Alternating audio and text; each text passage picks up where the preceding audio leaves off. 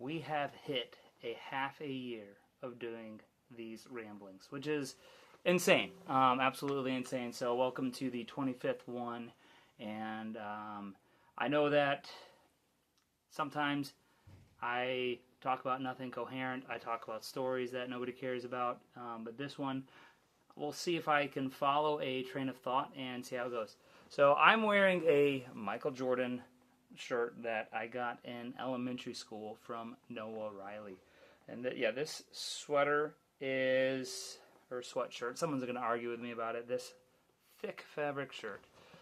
I got it in elementary, which would have been 20, maybe I got it like 28 years ago. And so it's wild wearing a shirt this old.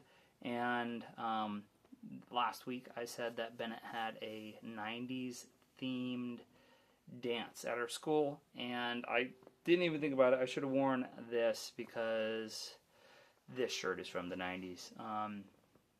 When you think about things that defined the 90s, the Dallas Cowboys in football, Michael Jordan in basketball, and then outside of that, I'm sure there were other things that people cared about.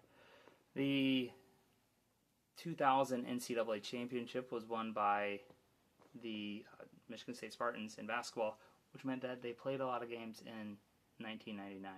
But anyhow, I digress.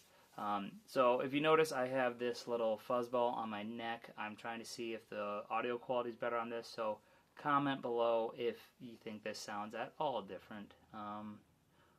But anyhow, last Sunday was the Super Bowl. It was Super Bowl 60, and I really didn't care at all who was going to win.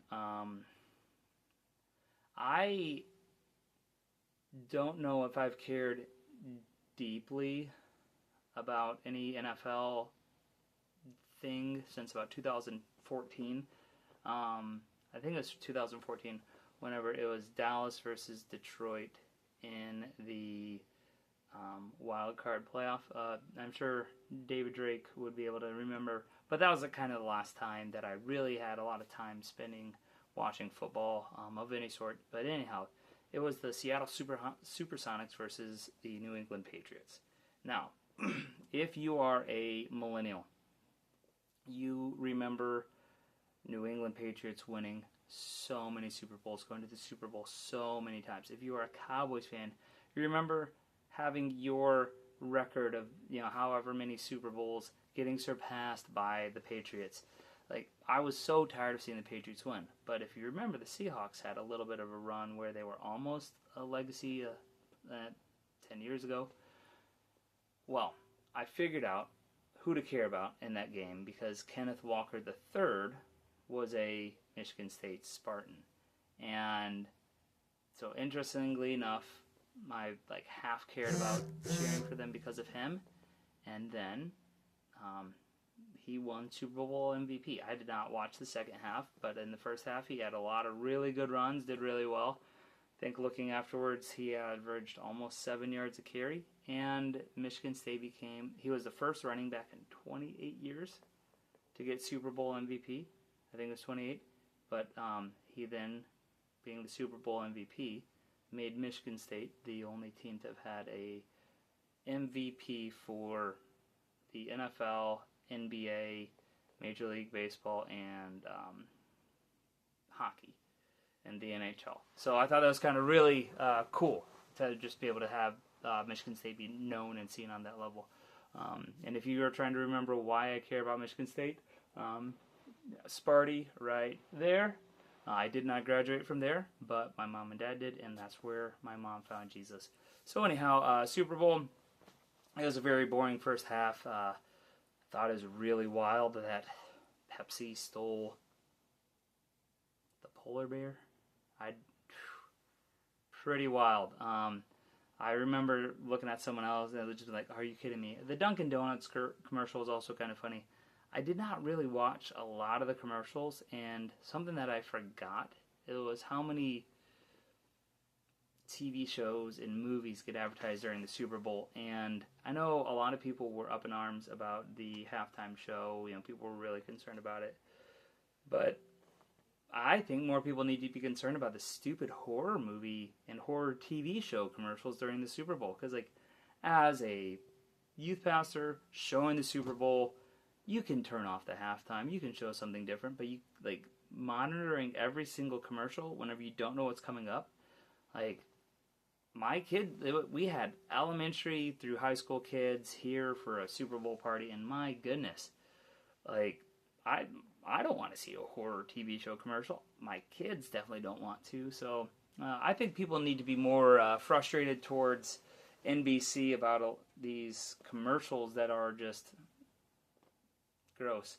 But as far as the halftime show, like I said, I turned it off before when the half ended, not because I was trying to make any sort of objective stance against Bad Bunny or for Kid Rock or against Kid Rock, though I have strong opinions about not playing.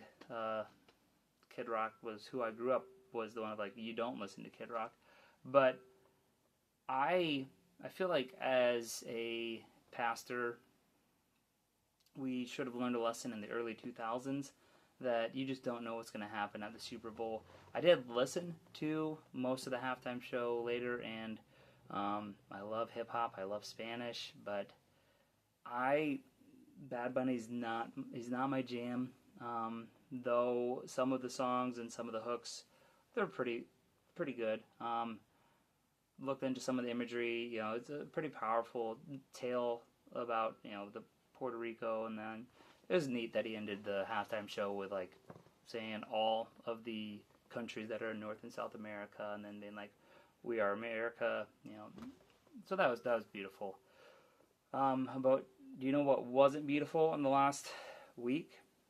Was running outside on a beautiful, warm day, and there's still some sidewalks that aren't shoveled. Now, that being said, I get it. Like, I get sometimes sidewalks wouldn't be shoveled, but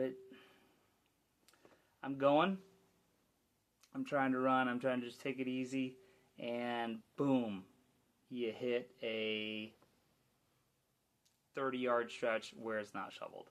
Or you have people who shoveled, a 1-foot path that then everything's like melted and overrun. Rolfe Park is a 1,500-meter loop. And I made it out to there, and I've said 75% earlier. It might actually be like 87% of it was plowed from the really big snow in January. And then we had a little dusting a few days ago. And that obviously wasn't shoveled at that point in the park. But it's so frustrating. I'm going. I'm like, okay, like, let's go. And then, boom, I hit I hit where they plowed all the snow to. So then I had to turn around and figure out ways to run around it. Ran through the middle of the parking lot because the loop made it that was the way that I had to go. And because there was snow, I didn't see where a little hole in the parking lot was. Rolled my ankle a little bit, but everything was all right. So all that to say, shovel your dry box, folks, if you're able to. It gets harder if you don't shovel it at the right time. I understand whenever it's a big snowstorm, like I waited till the huge snowstorm was over because no one was walking on the sidewalk at that time. But just let's be kind to the runners and also to the kids that are walking to school. Now, that being said, I know last weekend was the Super Bowl, so I hosted a card night, a euchre night, which was awesome, lots of fun. Chili cook-off. There were 7 chilies. They all tasted different. It was really cool. Actually, my wife's chili won. I did not vote. I was not in charge of that, so that is not the pastor rigging the game. But congratulations, Brittany. Good job. I really thought all the chilies were good. It was really, really neat. I think we had about 60 people there. Everyone was laughing. People wanted to have another euchre night, which is just fantastic. Like I said, I grew up playing euchre. It's kind of a big deal to me, to my family. But so I had a dance on Friday with Bennett. I had the euchre party on Saturday. Well, I had a Saturday morning men's Bible study, Saturday night euchre party, Sunday mornings, obviously church, and then I had a Sunday night Super Bowl party. So it was a lot. But this Valentine's Day weekend. Now, I grew up not caring at all about Valentine's, though a big memory that I have of Valentine's is my dad would get my mom the chocolate orange. I don't know if that's like a Dutch thing, a German thing, if my mom grew up with that, my dad grew up with that, but he used to always get her that, so that's a fundamental memory. But being a home full of boys, we didn't really care a lot about Valentine's Day, and this upcoming weekend for Valentine's Day, we have a basketball tournament to go to. I'm excited for that. I'm excited for the basketball tournament. I did buy a 4-in-1 Valentine's card for my wife and daughters. We'll see how well that is received. But learning to care about all the little minor holidays, by minor I mean learning to care about any holiday other than Christmas, Easter, and Thanksgiving, has been hard. I don't know why, but it's just hard to care about a lot of those extra little things. Now, last week, I got one of the guys from the church, Russ Leggett. Our dryer had broken 10 days ago. It broke 10 days ago or so, and so it's do I call a repairman? I sent a text message out to the men's group, and I said, hey, does anybody know a good dryer repair person? Russ responds, he's asking about, what are the issues that are going on, and he thinks he might have figured out what the issue was. And so he comes over, and we take off all the front exterior panels, the rear exterior panel, and the top panel, and we take off the door, and we were looking around, he's testing all the little things, and saying, oh, I think this is the thermal whatever, and I just kept thinking Star Wars term, I had no idea what he's talking about. I'm we're going to start using the Force. What are you doing? I felt like it was Chewbacca and Han Solo talking about how to get the hyperdrive working. I was just lost. But anyhow, if you have not cleaned out the inside of your dryer, do it. It was an entire vacuum cleaner case full of stuff that I'd vacuumed out, and that was with even hand pulling things out inside of it. So it is possible that there was something that overheated with it from that standpoint. But I had found a little ring, and I was I wonder if this is part of a piece that broke. And he's I don't know. Lots of times you have things in your pants pockets. They go through the dryer. They fall through. It might have just been that. And then I'm vacuuming out the back, and I find this plastic wheel that was, I could tell, had ball bearings in it at some point, but it had broken. And then I realized that little ring that I found was the center of this wheel of bearings that was part of the whole drum. Because whenever we took off all the panels, the belt that's supposed to turn, because it's held tight to the drum, it was just, could pull it and had multiple inches of slack, and so something was broken, and we didn't know what. So we're cleaning out, and then he figures out, he's I think there's supposed to be a tensioner that's pulling that belt. And so then eventually we figured out that bearing wheel was what was part of the tensioner. So then he bought a new one of those pieces, and then we attached it and we reassembled it. And now Opa, my dad's dad, my grandfather, he evidently had a phrase whenever he put something back together after taking it apart. If there was any extra screws or bolts left over, he'd say, I put this together better than the original. So we had a couple of bolts left over. Hopefully the dryer doesn't explode. I don't think it will, but we did better than the manufacturer. I'll just put it that way. I was more efficient. I used less bolts. I'm pretty sure I know where they are. The rear panels, there was 17 little holes that you can put the bolts in, and there weren't 17 bolts for it, so it was designed for holding specific spots. I will be keeping close watch and eye on top of it. But I don't feel super competent doing a lot of repair things if it's the first time. I've seen too many things be broken because people think they're capable of fixing something. But it's really neat to see that, do that, experience that. I'm really thankful for Russ teaching me how to do that. And so that was a neat incident where I'm so thankful for the hours that he volunteered, because if I were to pay a repairman, that probably would have been a $200 job just for one little lever that was replaced. Because the time to remove it, and you get paid a lot of money for people who are competent in what they do. But then the last couple of days, one of the former Cornerstone coaches, he came down to the area. He spent the last 2 nights at our house. It was really great catching up with Q, long time, one of the elite race walk coaches in America. I know that seems like a weird flex to talk about, but this is a dude who's coached a guy to be a sub 4-minute miler, all the way to coaching people to have qualified in the 50K Olympic trials. He's coached people to be steeplechase Olympic trials, USA champs, and stuff like that. So really neat. This guy, very, very fun coach, very fun guy, and we had lots of conversations. And part of my story in seminary actually really revolves around Q. Just someone who saw me for being a good dude and affirmed me whenever I was having a hard time in seminary. And he didn't even realize it. But anyhow, this is not going to be that story. One of my funniest memories of him, and I asked him if he remembered, and he had no idea.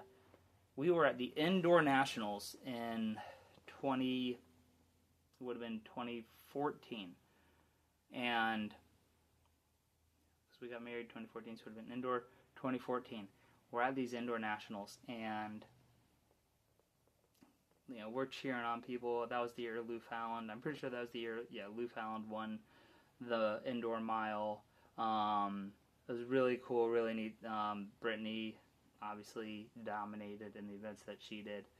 But we're there, and Q was wanting, I don't know, he was counting calories for some reason, and he was eating this box of, it was caramel, chocolate coated over caramel. I can't remember the exact name of the candy, and he hit the amount that he was going to eat for the day. And he was like, "Hey Ben, do you want this rest of this box of candy?" I was like, "Sure." And so I don't know why, but that memory always comes to my brain whenever I think about him. And so it was just great getting to talk to him. People say scientists that study friendships and whatever say if something lasts 7 years, it's a good friendship. And so he'd be one of the guys. I have a handful of people that I'm just constantly sending Facebook and Instagram reels to all the time, and he was one of them. And so it was really good getting to see him. Evidently today is his birthday, and he didn't tell us that, so he left, and then I see on Facebook later that it's his birthday, so it's like, oh, happy birthday, Q. But anyhow, that's my rambling for the day.